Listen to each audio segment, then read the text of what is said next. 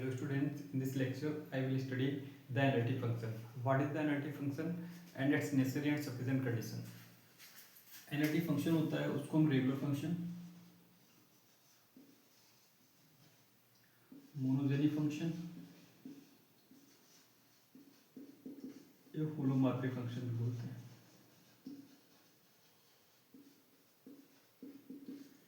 इस फंक्शन को हम रेगुलर, मोनोजेनिक और होलोमॉर्फिक फंक्शन के नाम से भी जानते हैं। इस फंक्शन की डेफिनेशन होती है ये single valued function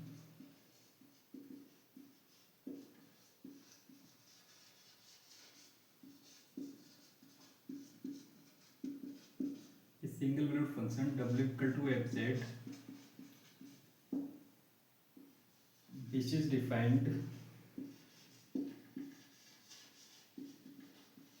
and differentiable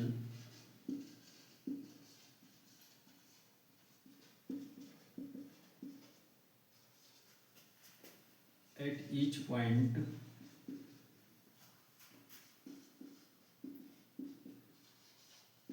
of the domain D is said to be analytic in that domain D.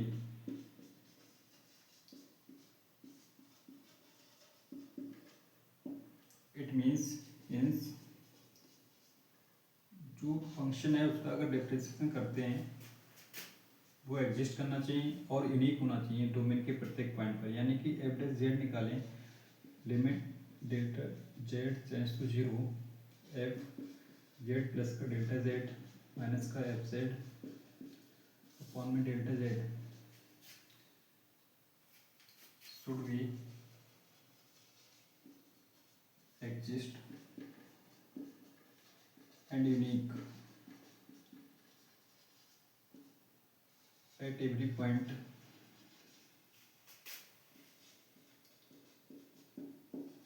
of domain D।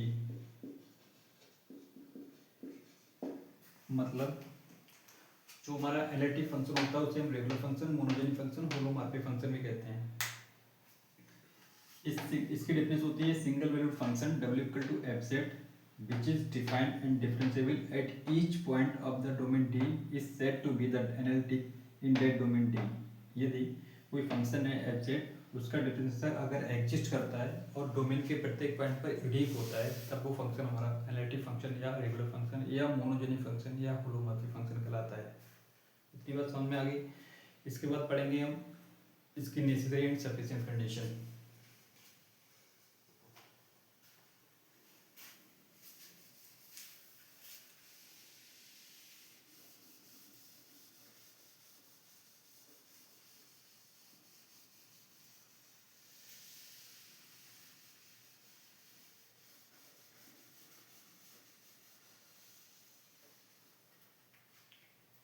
देखते हैं necessary and sufficient condition of A analytic function. Necessary and sufficient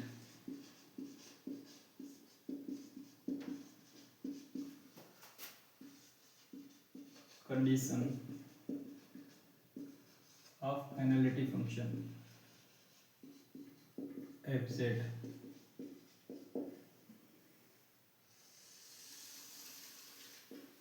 हाँ, पहले लेके चलेंगे necessary condition.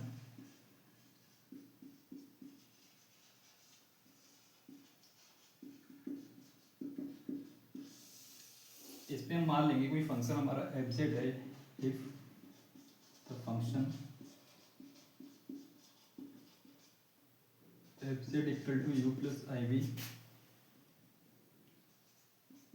You plus का i v is analytic in domain D. हमने मान लिया कि फंक्शन हमारा एनालिटिक दिया है, इसमें फंक्शन एनालिटिक दिया है। नेसेसरी कंडीशन लेके चलते हैं कि फंक्शन एनालिटिक है, तब क्या होगा। नंबर एक, it's partial derivative, partial derivatives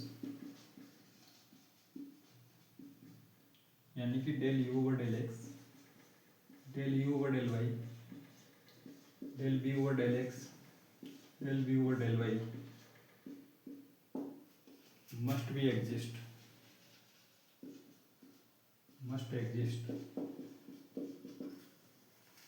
दूसरी कंडीशन जो फंक्शन है इट सेटिस्फाई करेगा द सी आर इक्वेशन यानी कि कॉची रीमन इक्वेशन। वो क्या होती है del u over del x equal to होता है del b over del y, या इसे लिखते हैं u x equal to b y. दूसरा होता है del u over del y equal to होता है माइनस का del b over del x, इसे ऐसे लिखते हैं u y equal to minus का बी एक्स।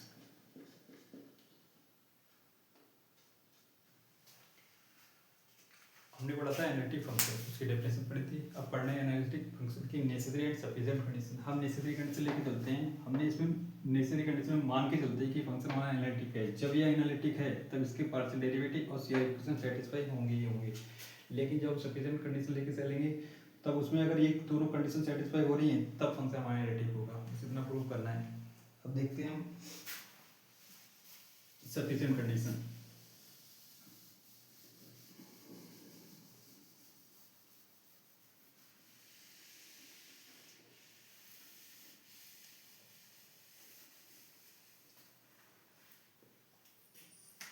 सफिशिएंट कंडीशन में क्या करेंगे,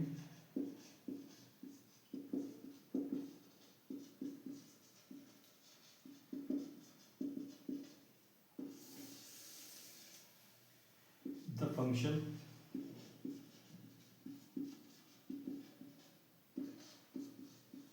एफ जेड या डब्ल्यू equal to f Z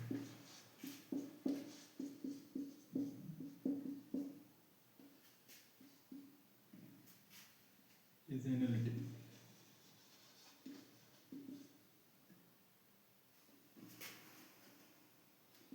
in domain D। Analytic है if number 1 its partial derivative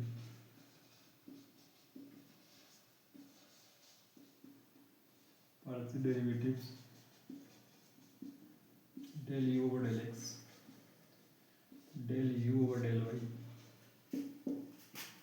del b over del x del b over del y should be exist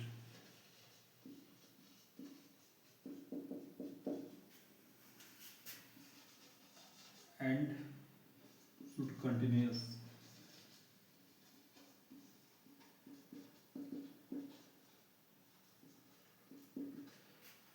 in domain D।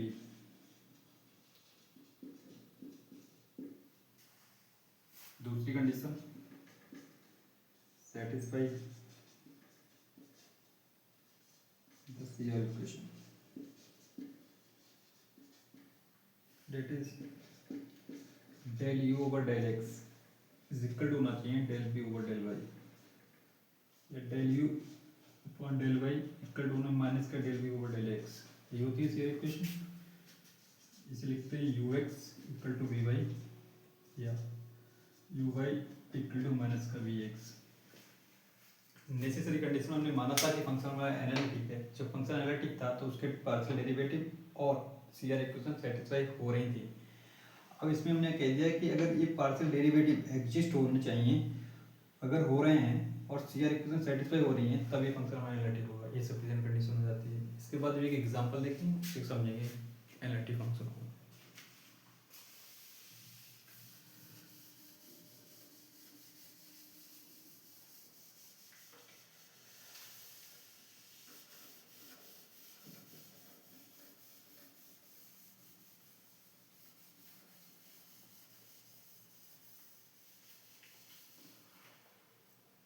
हम लिखेंगे so date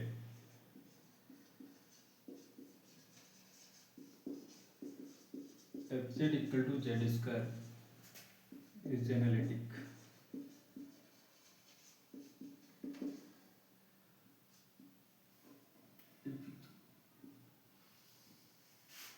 solution करेंगे।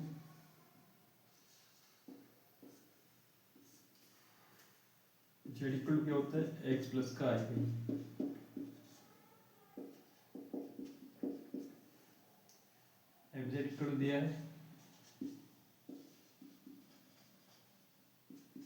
Z square f z equal to हो जाएगा, z की value put करेंगे x plus का i y f z equal लिखेंगे u plus का आई, इसको ओपन करेंगे एक्स स्क्वायर, इसको ओपन करेंगे तो माइनस का वाई स्क्वायर हो जाएगा प्लस का 2x आई बाई, यहाँ से रियल इमेजिनरी पार्ट अलग करेंगे तो यू की वैल्यू क्या आएगी एक्स स्क्वायर माइनस का y square, imaginary part v की वैल्यू क्या आएगी 2x y. Now we check करेंगे CR equation del u over del x आना चाहिए del v over del y के बराबर।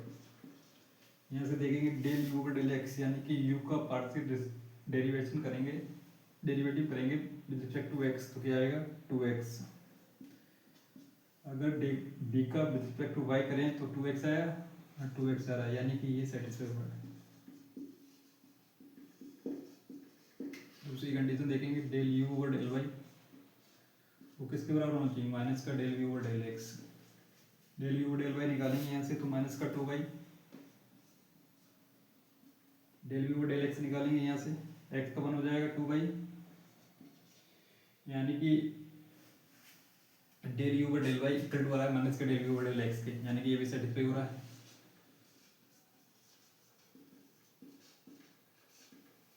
थस इस प्रकार योर इक्वेशन satisfied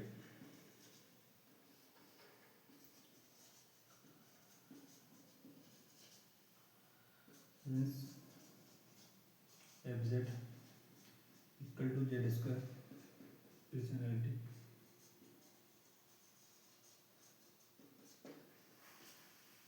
हमने देखा कि जो फंक्शन था हमारा f z equal to z square, हमने एनालिटिक फंक्शन की डेफिनेशन क्या पढ़ी, ये सिंगल वैल्यूड होना चाहिए यानी कि ये सिंगल वैल्यूड था ही, एफ जेड इक्वल टू ये सिंगल वैल्यूड भी था। दूसरी बात ये डिफरेंशिएबल भी था।